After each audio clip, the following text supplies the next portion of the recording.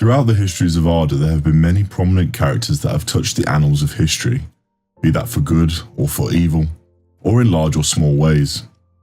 Some characters affected the passage of time so subtly that it might as well be as though they never existed, whilst others shaped the very face of the world with their will. One such character is Elrond the Half-Elven, who features heavily in the histories of Middle-earth, playing a vital role in the eventual defeat of Sauron himself.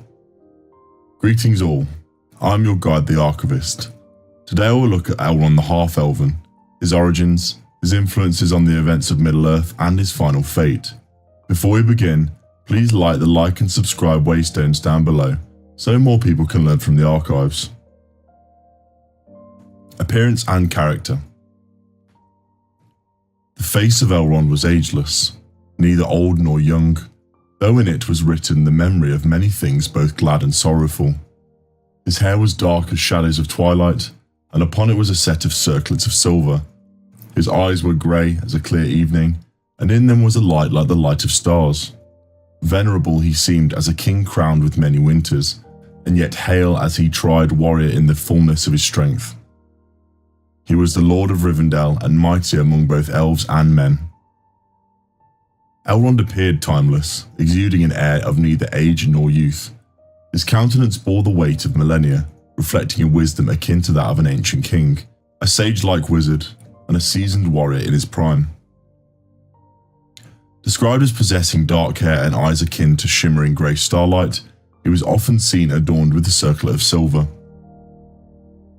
Born to Eärendil and Elwig, Elrond was a half-elven lineage, with Eärendil being the offspring of mortal Tuor and the elf Idril, and Elwing being the descendant of Beren, a man, and Luthien, the daughter of the elfkin Thingol and the Maiar Melian.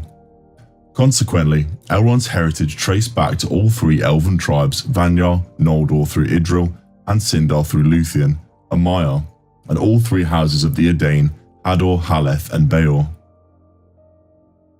Powers. Elrond proved himself a formidable warrior, leading elven armies with great skill, most notably during the last alliance. His leadership and wise counsel were highly effective, and he possessed the gift of foresight, allowing him to perceive distant lands and events from Rivendell.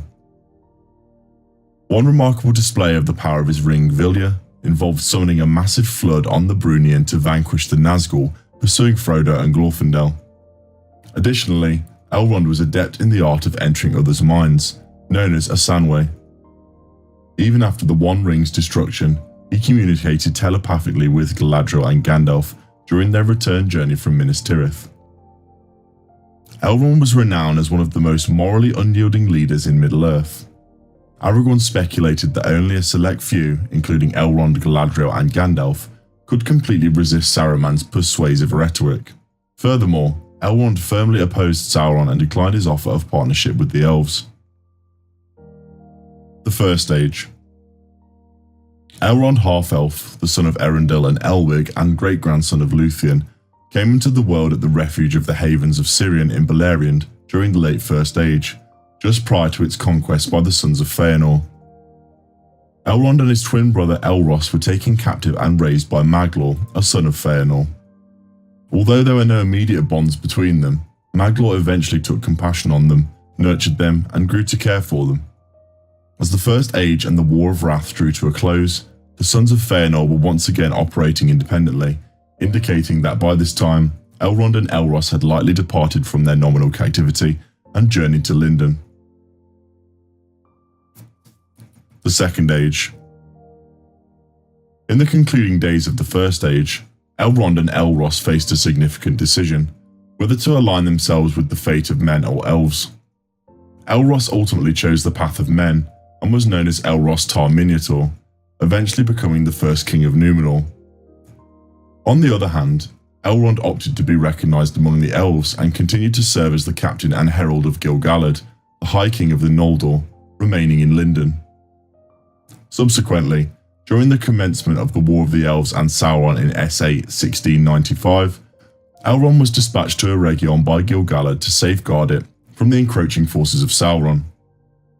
Despite his efforts, Elrond's forces arrived too late and were not substantial enough to overcome Sauron's army. He led the refugees from Eregion, including Celeborn, northwards, narrowly escaping thanks to the intervention of Durin III's forces. It was in SA 1697 that Elrond established Rivendell at the foothills of the Misty Mountains, as a place of refuge and defence. For the subsequent 4 years, Rivendell endured a siege by Sauron's forces.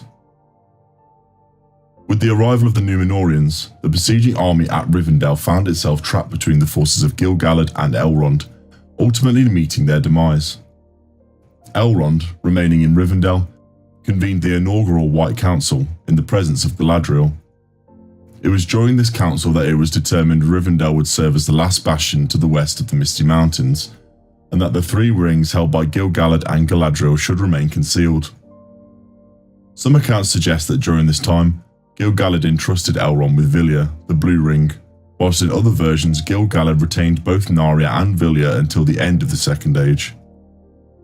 Furthermore, it was at this juncture that Elrond first encountered Celebrian, the daughter of Celeborn and Galadriel. During the later part of the Second Age, Elrond joined forces with Gil-galad in the last alliance of elves and men. Their journey from Rivendell to Mordor in SA 3431 marked a significant chapter in history. Elrond played a crucial role as Gil-galad's herald in the war against Sauron. The alliance, comprising of elves from Lothlorien, men from Arnor and Gondor, and likely dwarves led by Durin IV, triumphed over Sauron's army at the Battle of Dagorlad. This victory led to a 7-year siege of Barad-dûr. Eventually Sauron met his demise at the hands of Elendil and Gil-galad, allowing Isildur to claim the One Ring after cutting it from Sauron's finger. The conflict took a heavy toll on both elves and men, resulting in the loss of Gil-galad, Elendil, and his younger son Anarion during the siege. Elrond and Círdan stood as remaining commanders of the elves, whilst Isildur became High King of the realms in exile. Discovering Isildur's claim to the One Ring, Elrond implored him to destroy it in the fires of Mount Doom. However, the ring's allure led to Isildur refusing Elrond's advice, claiming it instead as a weregild of his fallen family members. Elrond, possibly unaware of the true nature of the One Ring, acknowledged Isildur's claim. Following the war, Elrond returned to Rivendell. The Third Age. In the year TA 109, Elrond married Celebrian. Their twins Elladan and Elrohir were born in TA 130, and a daughter, Arwen Undumiel, in TA 241. Unfortunately, Celebrian was lost in TA 2510 due to an orc attack while crossing the Misty Mountains. Subsequently, she departed from the Undying Lands. In later years, Elrond was crucial in protecting the heirs of Isildur. He took in and raised Aragorn II as after his father's passing in TA 2933, giving him the name Estel, meaning hope. Elrond was also a member of the White Council, a close friend of Gandalf the Grey, and assisted Thorin II's quest by translating the moon writing on Thorin's map. Upon learning of Aragorn and Arwen's betrothal in TA 2980, Elrond was saddened but reluctantly accepted their choice. He decreed that for Arwen's choice to become mortal, she could only marry the King of Arnor or Gondor. Following Frodo's departure with the One Ring, Elrond sent out riders to guide him back to Rivendell. He also heard the council on October 25, 3018, where the Fellowship was formed to attempt the destruction of the ring. It is evident that Elrond played an integral role in the guiding of the members of the Fellowship, including Frodo and Sam. 5 months later, Elrond instructed his sons Elladan and Elrohir to accompany the Rangers of the North to Rohan, advising Aragorn to take the paths of the dead through them. He remained in Rivendell until the destruction of the One Ring and the fall of Sauron, and then travelled to Minas Tirith to present the Sceptre of Annúminas to King Elessar and give his daughter Arwen in marriage. On September 29, 3021, Elrond departed Middle-earth to sail over the sea with the other ring-bearers, bidding farewell and to return no more. And so I have now covered the content for this video, but if there's anything that has been missed, please share them in the comments down below. If you enjoyed this content, please remember to like the like and subscribe waypoints down below. Na luego vanadvan. Until we meet again.